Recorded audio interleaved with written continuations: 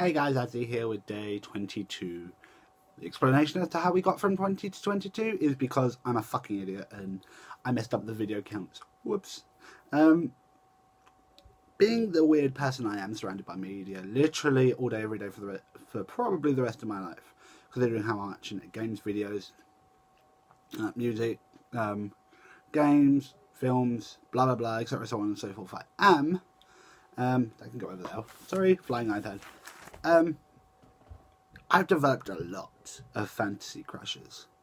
And it's probably for good reason that none of these characters are actually real, because if they were, I'm pretty certain I would have become, I would have developed some nasty behaviours for these guys. Welcome to day 22, and today's video will be my top 10 fictional characters who I've crushed on. Now, these aren't going to be in order, but these are my top 10. Now, there are...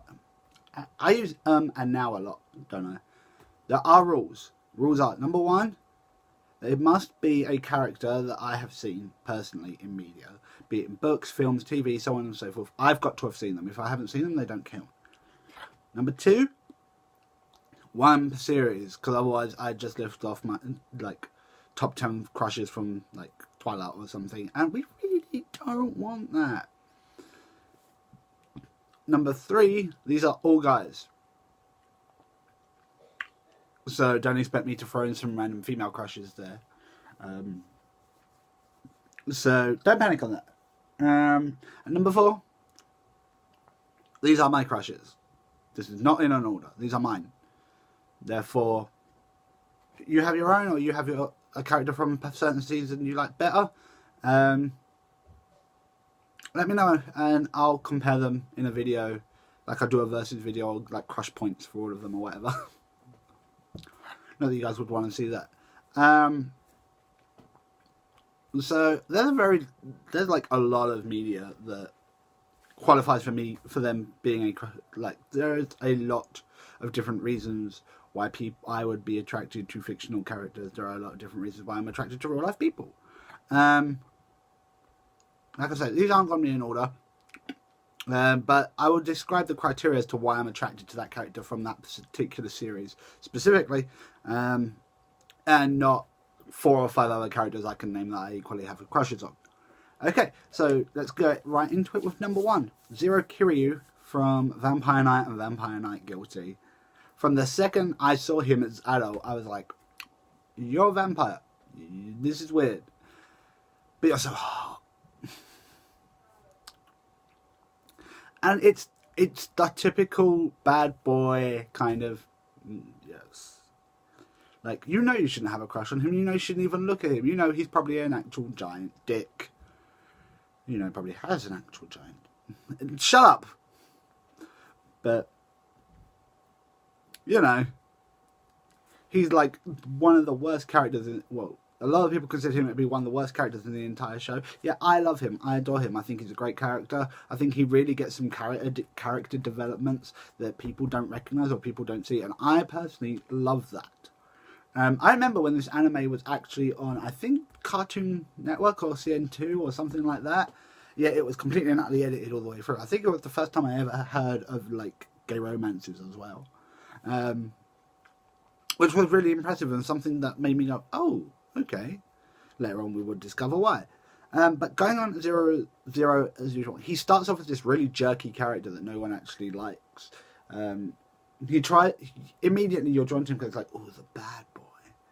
But you kind of bounce between, oh, the bad boy, and no, he's just a jerk. He's rude, he's impulsive, he's arrogant, he's brash, and yet, funnily enough, all of those qualities are qualities I like in him. But he's also very patient, he's also very caring, he's also very kind. Which is another reason why I adore him. And he's just... I think over the series from Vampire Knight and Vampire Knight Guilty, you see him develop, and that's what I like. And that's what drives me, is the fact that he develops quite so much. And seeing that is a real kind of boost to me, and a real kind of embolism. And I really enjoy that. So yeah, number 1, Zero Kiryu from Vampire Knight. Number 2, Jasper from Twilight. I know, another vampire. And I really tried not to put too many of the same thing in here, but I couldn't help it. I don't know what it is about Jasper. I mean, I was going to go originally for James, the Cam Gigande character. Whatever. But I think Jasper's efforts put him that much higher above to me. He tries to be good. He tries so hard to live the way the rest of the Cullens do. And it's not easy for him. And you can see him struggle. Bella's birthday, for example, when she's over at the Cullen house and Jasper lunges. Even in the book, that's an intense scene. And he tries, and it's sort of, but you can see that he's really trying to learn and really trying to better himself. And that's what makes me stick out, because James is just a carnal beast. You know, and a lot of people be like, oh, but he's so carnal, it's so hard. And it's sort of, no. There's carnal and then there's idiocy. And James, for me, dances, in my opinion, a couple of times too much on idiocy in the one film you see, in the one book you read from him, and the one bad film you see him. So, personally, I have to use Jasper here. Just because Jasper's more of what I'm akin to, and more of what I'm attracted to than James is. Number 3 is Gambit from X-Men. Now, I could have literally picked most of the X-Men and a couple of the Brotherhood members. I used to majorly have the hot for Magneto. Yeah, I know that's weird. 2 seconds. I know that's weird, because no one should have the hots for Magneto. It's like having the hots for Charles Xavier. But I could quite happily have the hots for both. You know? I would be more attracted to them because I'm very... I could be... Shut the fuck up. I'm very sapiosexual, which means that I'm attracted to people. I am attracted to people I can form an intellectual bond with, and both of those mark those 110%. They are awesome, but for some reason, just Magneto pips it. Not Magneto. Gambit pips it from me because I'm a soft wreck for a southern accent. Which is really bad. It's like, anyone speaks to me in like a country southern drawl, and I'm just like, okay, what? Sorry. Southern accent guys really, really, really, really get me worse. It's like when Channing Tatum talks in his normal accent, I forget if he's even speaking. He's just like, humna. Which is why I'm so confused about what's going on with the whole Gambit movie, because we need it. We do now. We really do now. But Gambit doesn't just have that. Gambit, in my opinion, also has the cooler powers. Gambit, in my opinion, also has... like, there's just the damaged character that he is, both before, like, especially before, but definitely and definitely after the whole... oh, sorry, I had blood test done again. Before the whole... before the whole story, the whole Horseman thing, is a really beautiful and really cool character. And it's just, he knows he does wrong, but he's trying to do right, and to me that's like really credible and really, like, I can really appreciate that, especially, except for the couple of times, and I'm not going to go into side points or whatever, but there are a couple of times where he does mess up and I'm just like, no boy, go back, go away and get on with your work. But he's all around, he's definitely the X-Men that I would so keep in my bed for the rest of his time. Number 4, Jacob Fry from Assassin's Creed Syndicate. No shame. Just, he's very plucky, he's very flighty, he's very kind of... He doesn't like looking at things and like doing the whole, this is the way things must be.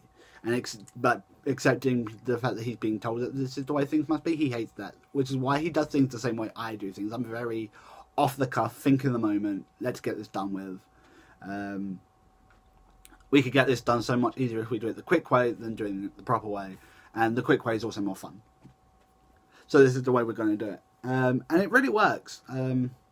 Especially for him. I mean, he's definitely more... And that's the kind of thing that attracts me to a guy. Like I say, there are some weird criteria for what makes me attractive. Or for what makes guys attractive to me. But it's just the fact that Jacob is very loyal, while at the same time very flighty and very kind of off the cuff and just I'll do what I want kind of thing. And and I have a real respect for that. Like I say, I'm very similar to that. So number 4 is Jacob Fry from Assassin's Creed Syndicate. Number 5 is a bit of a nuanced one. Very few people would have probably heard of it. It's from the film Repo, the generic opera, and it's not the Repo Man himself. No, it's Grave Robber. I have a thing for guys who can naturally sing, and he's got such a natural song. Like, he can naturally sing really, really well, and he's very present. You see, if he's on camera, you're paying attention to him. You know everything else is going on, but you're paying attention to him. He's the one you follow around. He's the one that you keep your eye on. And he's very much the driving force of a lot of things, and that's what attracts me to Grave Robber. Is very much, he knows he's like the devil's advocate, but he doesn't actually care, because of the fact that he's just like, I'm not hurting anyone at the moment, so since no one's getting hurt by me, I'm going to keep doing it. And to be fair, he's a grave robber. He doesn't actually go out of his way to hurt people. In fact, if anything, he goes out of his way to help people. But also just like I say, he's a natural singer. He's really sweet in a real sadistic kind of way. And he's just genuinely an easy guy to get along with. I can imagine, like, he's very there's no drama with him. He's upfront, which is something I really respect. Something I respect a little too much, apparently, but that's what I like. People who are upfront and honest, not people who like hide away and just, I'll leave you to it because you know what you're doing, kind of thing. Number 5 is Grave Robber from Repo. Number 6 is my Robin, Jason Todd. Wow. I don't think I have to go into details with how much I love Jason or what I love about Jason, because like everyone knows I love Jason. But I'll give a really mega brief version. Basically, I like him because he's the one who dares to be different. I mean, he doesn't follow like the Batman school for Robins. He doesn't follow the way. Even before he became Red Hood, he was questioning why we do things the way we do, why they do things the way they do things, and I like that in a character. I like a character who will go, but why? And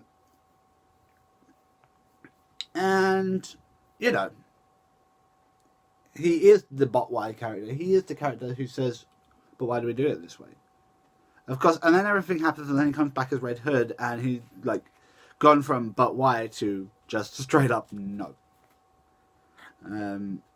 Which again is something I can respect. I can respect that you're doing it your way, and your way doesn't mean people don't die, but it also means no one actually gets punished. Fuck that. I can't do it that way.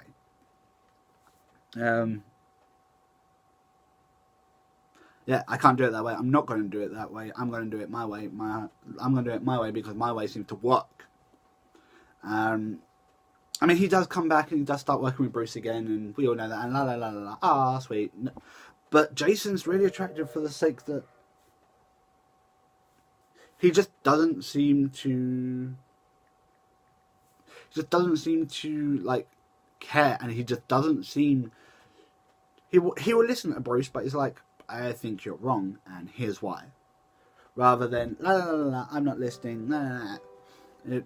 He explains why he doesn't follow Bruce's ways, which to me makes the character all around better. And it's that kind of sort of upfront honesty that I think I'm attracted to in him.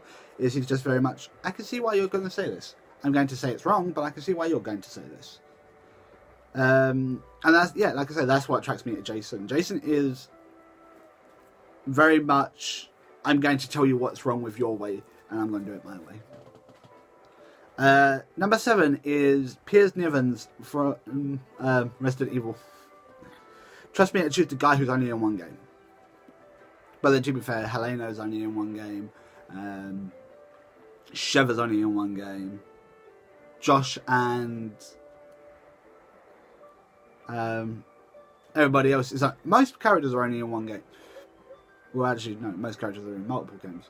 But like not Josh, Piers is in 6 and is probably the most emotionally messed up character in 6. He starts off as this blue-eyed boy wonder. It's like Bucky Barnes becoming Winter Soldier. He starts off as this blue-eyed boy wonder, all full of happiness and promise. And he knows it's not going to go down that way. Everyone knows it's not going to go down that way. And he motivates Chris to a point where Chris is back as like the commander and like leader Chris Redfield, because of the fact that Pierce has basically told him to shut the fuck up and get on with her job. He's very focused in what he wants. And that's what I like. I like the fact that he does know exactly what he wants. He does know that like he's going to control and sort out this biohazard that's going on in the world because he has to. It's his job. It's his responsibility. Kind of weird that the BSAA is almost exactly the same as the UNBC. But, you know, who am I comparing? And he does. And he does. He very much sticks to his attitude, the same attitude all the way along. And that I find really impressive, and that I really respect. Also, the tragedy that comes with Piers. I'm trying to be as spoiler-free as possible, but the tragedy that comes with Piers makes you listen even more. You're like, ah. And to me, that's another reason why I'm in love with tragic characters, which kind of moves me on to the next one, which is Virgil from Devil May Cry. Both Virgils work for me, okay, but for very different reasons. Number one, DMC3 Virgil, Dante's Awakening Virgil. I like because he's cold and he's calculating and he's methodical, and he very rarely gets angry except if it's at Dante. But all the rest of the time he's very cold, he's very decompassionate, and I like that and I respect that. I can respect people who are just like, no, I'm going to do it my way, I'm going to do it my way, I'm going to do it how I believe it should be done, I'm going to do it so that I have a goal. I mean, he pulls his sword on Arkham and almost kills Arkham so many times it's unbelievable. In fact, it almost does kill Arkham. And all for the sake of his, like, personal goal, which is the power to protect, which everyone overlooks and everyone forgets. And to me, that just makes him even more a character. Spin-off Virgil, because he's humane, he is compassionate, he is, he cares. Well, he has the facade of caring, right away up until he's at the point where he needs to be. And then he's just like, fuck it all. I am more inclined to be attracted to DMC3 Virgil, simply because I find him more approachable than the spin-off Virgil. But I would quite happily date either. Number 9 is Cypher Almasty from Final Fantasy VIII. Very much for the same reason I have a crush on Virgil, is knowledge, it's power, it's the ability to know and be able to purely accept that what you're doing is exactly what you want to be doing and held to the consequences. Admittedly, by the end of it, Cypher does come across as a whiny little bitch. And so does Virgil, for that matter. In the spin-off, comes across as a whiny little bitch. But, like, leading up to it, but that kind of whiny complainingness, for me, is a huge hint of his personality, of he's human. He cares, he can feel, and that's what I like. That is a real big, like, crush point for me, is humanity, weakness, showing that you have the ability to care and you have the ability to like actually mean something as someone and have others mean something to you. that really works for me, and that's really hot. I'm a weirdo, like I say. So yeah, so number 8 is Virgil from Devil May Cry. Either Virgil work, pardon me. And number 9 is Alpha Amnesty from Final Fantasy. And number 10, which personally I think is my number 1 video game crush of all time, is Jin Kazama from Tekken series. Has to be the game Jin more, because the film Jin just doesn't work for me. In fact, the films don't work for me. Jin is very focused in the same reason why if I added an 11 it would probably be Lelouch Lamperouge from Code Geass.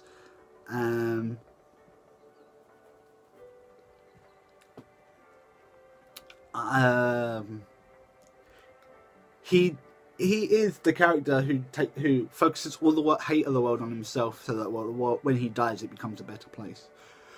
Which is what he tries doing against Azrael. Is what Jin tries doing against Azrael in Tekken 6. Yeah, it's Tekken 6. Lelouch does it literally to the entire fucking world, so that he can be killed by his best friend. Don't watch Code Geass on that. That was a spoiler. Sorry. Ooh, I'm bleeding. Oh no. Payback. Is it blood? No, it's not blood. It's colouring pencil. For fuck's sake, Adam. And that's what Jin is, very much like the weight of the world on my shoulders kind of character. And I can be very attracted to that, and that to me really is quite attractive. It's taking the fault of the world onto yourself and being, now we can solve this. It's not an easy character, but it's a huge character arc. It's the unthanked hero kind of thing. Which is something I find very attractive. Like I say, I have weird reasons why I find people attractive. Especially fictional characters. I haven't struggled justifying it. Anyway, so yeah, so that's my top 10 fictional, list of fictional or animated characters who I have or am currently crushing on. There we go. Got there in the end. I hope you guys enjoyed the Q&A yesterday. My sister is amazing. She's agreed to do another video further down the line. I think I might make the questions a little harder and not lead her quite so much, because I led her a fair bit, which is kind of cheating on my part, but hey, there you go. Anyway, guys, we're almost done. We have I think 8 videos left. No, 9 videos left. About 9 videos left. And then we're done. And it's really weird to be thinking that it's this close. Literally, to think I started this 3 weeks ago is insane to me. For you guys who have watched all of them, thank you so much. You guys are really amazing. For those of you who haven't, why haven't you? I'm going to reshare, when I share this video, I'm going to reshare the new playlist, because I've built up the playlist to current, to the current most recent video, which will be this one. And then I'll show that one off for you guys, so you guys have a chance to check out that. Feel free to check out all my other stuff. Follow me on social media. It's all there down below. I don't have to do this every time. And I'm off. Okay, guys. I'll see you later. Bye.